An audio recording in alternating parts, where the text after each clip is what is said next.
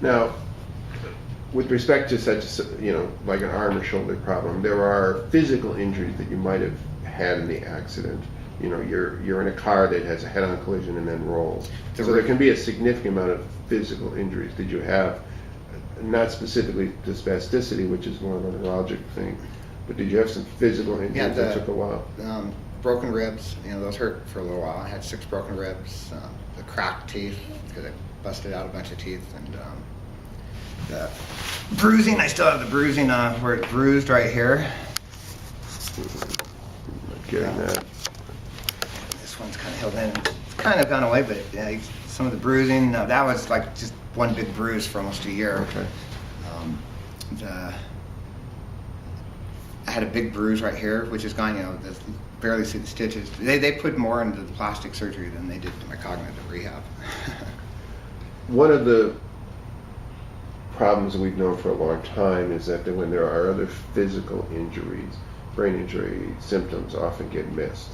And would that explain why they didn't see the spasticity in your arm and shoulder? Oh yeah, because the ribs, they just thought it pretty natural to go into there, and it really didn't dawn on me because I was too sore to really move much the first month or two.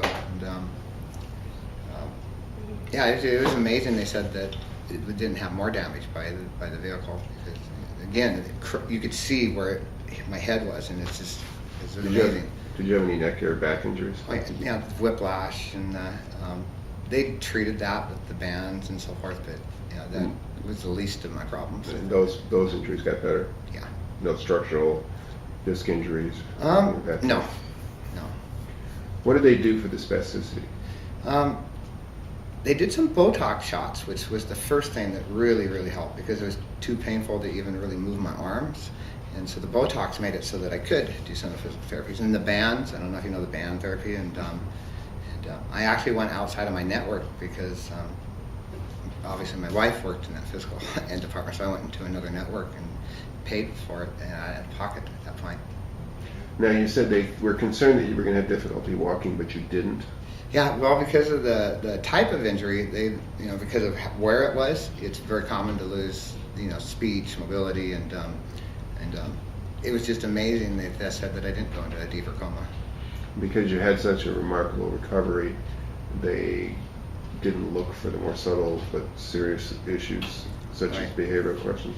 They didn't. Yeah, they gave me a flyer. I remember that's what they gave me. Here's a flyer on brain injury.